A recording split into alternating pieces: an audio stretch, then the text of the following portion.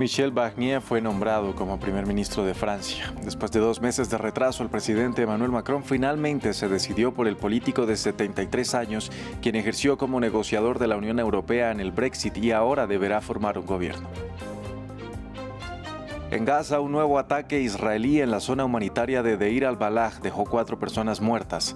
El gobierno de Israel descartó que vaya a haber pronto un acuerdo de cese el fuego y mientras tanto empezó la segunda etapa de vacunación contra la polio en el enclave palestino. China promete $50.000 millones en un nuevo paquete de financiamiento para África. El anuncio lo hizo el presidente Xi Jinping frente a los representantes de más de 50 países del continente en la cumbre que acoge el gigante asiático. Hola, bienvenidos a una nueva emisión de noticias en France 24. Los saluda Andrés Mesa Muñoz. Empezamos con noticias de último minuto en Francia. Después de 51 días, el presidente Emmanuel Macron nombró por fin a un nuevo primer ministro. Se trata del derechista Michel Barnier.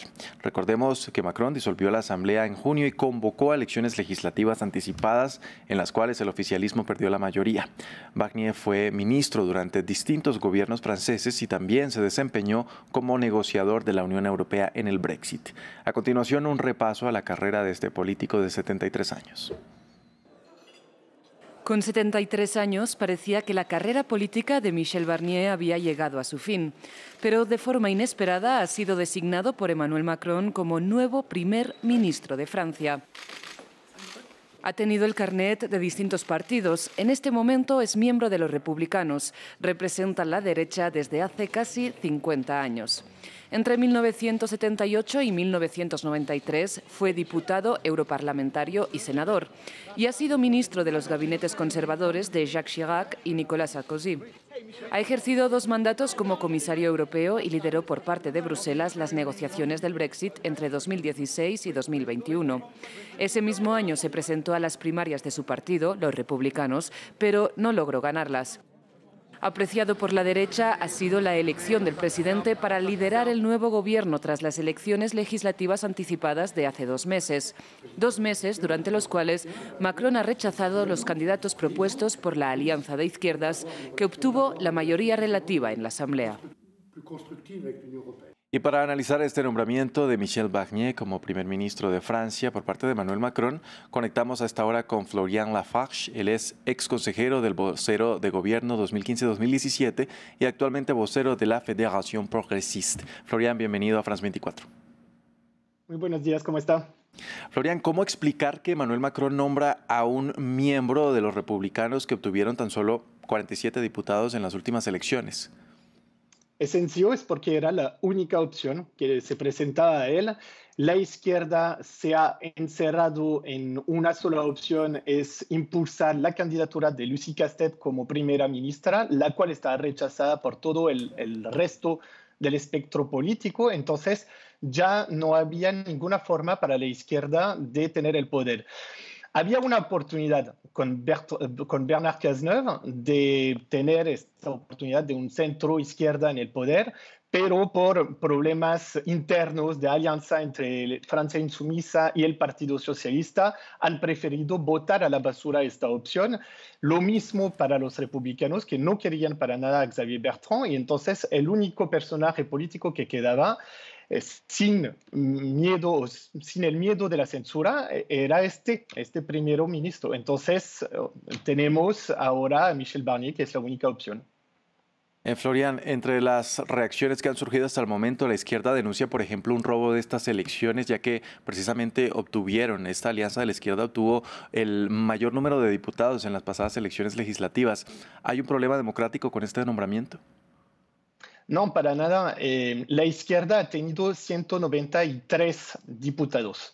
Es decir, que no ha tenido la mayoría absoluta, que está a 289, lo que implica que la izquierda tenía que ir buscando unas alianzas con el centro. Se han rechazado a alianzas con el centro justamente para denunciar el macronismo y para encerrarse sobre su programa. Es un programa que era un poco dogmático y que no han querido salir y abrirse a otras ideas para formar una alianza. Entonces, el presidente tenía que buscar una alianza de partidos que permitiría mantener un primer ministro estable. Entonces, Michel Barnier era este hombre, lamentablemente para la izquierda, pero es su culpa de primer puesto de no haber buscado estas alianzas. Ahora, ¿cómo podría gobernar Michel Barnier y evitar la censura? Eso es difícil porque él va a entrar en su puesto como primer ministro directamente con algo muy difícil. Es el proyecto de ley de presupuesto de Francia. Sabemos que ahora tenemos muchos esfuerzos que hacer en términos financieros en Francia y entonces muchos sacrificios y evidentemente va a ser un momento de debates con altos riesgos para el primer ministro porque habrán recortes presupuestarios dentro del Estado y seguramente se enfrentará a iniciativas de censura dentro del Parlamento. Ahora, Michel Barnier se podrá mantener si la extrema derecha no vota la mención de censura, pero su puesto se mantendrá solamente gracias a la extrema derecha. Es un poco la ironía de este caso porque Michel Barnier siempre se puso como un oponente firme a la extrema derecha. Miren, a Florian Lafarge es consejero del vocero del gobierno entre 2015 y 2017 y actual vocero de la Fédération Progressiste. Gracias por acompañarnos con este análisis aquí en France 24. Con mucho gusto. Y es que el nuevo primer ministro francés tendrá varios retos que tratar. El más urgente de ellos es adoptar un presupuesto para 2025 antes de finales de año con una Asamblea Nacional dividida. Y no es el único tema, pues otros asuntos han quedado en suspenso desde que el presidente Emmanuel Macron disolvió esta Asamblea Nacional en junio. El nuevo gobierno tendrá mucho trabajo. El asunto más urgente es el presupuesto. Debe presentarse a la Asamblea el 1 de octubre y estar listo 15 días antes para ser examinado por el Alto Consejero de Finanzas Públicas y el Consejero de Estado, lo que deja menos de 2 semanas para completarlo. Este lunes también marca el inicio del nuevo año escolar y con una ministra que ha dimitido quedan muchas incertidumbres. En particular, la idea de Gabriel Attal de organizar los alumnos de colegios de acuerdo a su desempeño académico en clases de matemáticas y francés. Hemos proporcionado recursos. Se han dado de 1.000 a 1.500 puestos de trabajo para crear estos grupos de necesidades. La distribución por academia y por escuela puede haber variado, pero hemos puesto estos recursos. La reforma de la formación de los profesores también ha quedado en suspenso. Otro asunto importante es el proyecto de ley sobre el final de la vida. Tras numerosas consultas, se habían votado unas disposiciones, pero no todo el texto. A finales de julio, el ponente socialista del proyecto presentó una proposición de ley para que el texto vuelva rápidamente a los diputados. También está la cuestión de la vivienda. Ante la crisis del mercado inmobiliario, el gobierno había preparado un proyecto de ley para promover la vivienda intermedia y acelerar la construcción. Cambiamos de tema. En Alemania, las autoridades confirmaron la muerte de un sujeto que intercambió disparos con la policía en Múnich. Los hechos ocurrieron cerca del consulado israelí y de un centro de documentación sobre el nazismo. Esto justo el día en que se conmemora el aniversario de la masacre de los Juegos Olímpicos de 1972 en esta ciudad, en el que 11 atletas israelíes fueron asesinados. Sin embargo, desde el Ministerio del Interior se abstuvieron de comentar sobre los motivos del ataque. La policía pidió al público evitar el área. Y continúan los ataques israelíes contra la Franja de Gaza. Esta vez contra un campo de refugiados en Deir al-Balah, matando a 4 hombres e hiriendo a 2 niños, según las autoridades sanitarias locales. El gobierno israelí, por su parte, aseguró que se trató de un objetivo preciso contra un comando de Hamas.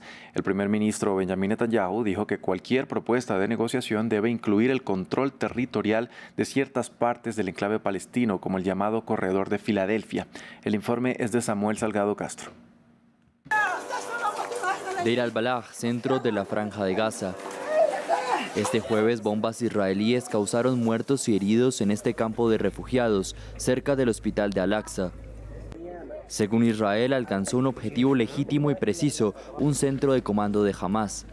Los refugiados palestinos denuncian un ataque injustificado. Nos despertamos con el sonido del bombardeo. ¿Por qué siempre apuntan a las tiendas de campaña? No hay nada en las tiendas. Son simplemente una carpa que da abrigo a sus residentes. ¿Qué quieren los israelíes de nosotros? Estábamos durmiendo plácidamente al amanecer cuando explosiones impactaron en el lugar. Nadie supo qué pasó exactamente. Nos apresuramos a sacar nuestros hijos. Gracias a Dios pude sacar a mis hijos sanos y salvos, pero hubo muchos heridos y daños en las carpas, como se puede ver ahí. Entre tanto, las perspectivas de un próximo cese el fuego son escasas. El primer ministro israelí bloquea cualquier propuesta que incumpla sus líneas rojas. La principal ahora es controlar la frontera entre la Franja de Gaza y Egipto para dificultar las entregas de armamento a Hamás, dijo Netanyahu en conferencia de prensa el miércoles. Y todos esos tres objetivos, todos los tres implican el control del corredor de Filadelfia por parte de Israel. Y la razón es obvia: destruir el ejército de Hamás y sus capacidades gubernamentales. No se puede permitir el rearme de Hamás, es evidente. Entonces hay que controlar el corredor. Netanyahu parece no estar dispuesto a ceder los territorios gazatíes ocupados durante la guerra y va más allá. En este mapa expuesto, Cisjordania y Altos del Golán hacen parte de Israel. Mientras tanto, en la Cisjordania ocupada, otro ataque de Israel causó la muerte de al menos 6 personas. La ofensiva estuvo centrada en la ciudad de Tubas, donde, según las fuerzas israelíes, militantes palestinos amenazaban a sus soldados. Entre los muertos se encuentra el hijo de un conocido comandante del segundo levantamiento palestino a principios de la década de los 2000. Israel ha venido lanzando incursiones a gran escala desde la semana pasada en Cisjordania, según dice, con el objetivo de desmantelar grupos militantes y prevenir ataques. Pasamos a China. El presidente Xi Jinping anunció un nuevo paquete de financiamiento para África por $50.000 millones para profundizar sobre todo en la cooperación industrial, agrícola y comercial con el continente. Los detalles los tiene nuestro corresponsal para China, Adrián Foncillas. Ha pedido Xi Jinping que China y África junten sus poblaciones para convertirse en una fuerza poderosa y escribir un nuevo capítulo de paz, prosperidad y progreso. También ha aclarado que las relaciones han alcanzado su cumbre histórica y recordado el sufrimiento del mundo en desarrollo cuando ha estado bajo la influencia de Occidente. Se ha dirigido Xi a los representantes de más de 50 países africanos, todos los del continente a excepción de Eswatini, que mantiene relaciones con Taiwán. Es el Foro de Cooperación de China y África, lo que se conoce en el mundillo diplomático como los Juegos Olímpicos Sinoafricanos, una cumbre que se celebra cada 3 años y que concluye siempre con declaraciones de amor mutuo y una lluvia de dinero para África. $50.000 millones ha prometido hoy China en créditos, ayudas e inversiones, además de la creación de 1 millón de puestos de trabajo. La cifra certifica el compromiso de Beijing, incluso después de haber apretado el freno en su iniciativa de comercio global conocida como la Ruta de la Seda, más centrada ahora en proyectos quirúrgicos que en las grandes infraestructuras de antes. China adelantó hace ya 10 años a Estados Unidos como el principal socio comercial de África y ahora recibe la 4ª parte de sus exportaciones, en su mayor parte minerales y combustibles. La afinidad entre ambos genera recelos en Occidente, pero a China y África les une el doloroso colonialismo del hombre blanco y la pobreza reciente. También China es el mayor prestamista del continente y además su dinero no llega con las férreas condiciones que imponen las organizaciones financieras globales. Vamos ahora a Brasil. Un incendio forestal en Brasilia ya consumió el 20% del bosque que se ubica a las afueras de la ciudad y es el más grande de la capital. Las condiciones climáticas son propicias para la expansión del fuego, ya que en esta ciudad no llueve desde hace 135 días. Preocupación en Brasilia por un incendio forestal. Las llamas escalaron por segundo día consecutivo y ya consumieron el 20% de la principal reserva natural de la capital brasileña. Los bomberos se ven superados mientras intentan evitar el avance del fuego. En este momento estamos intentando proteger y controlar la zona donde se encuentran las fincas. Este incendio comenzó ayer y el viento ahora lo está empujando hacia las fincas.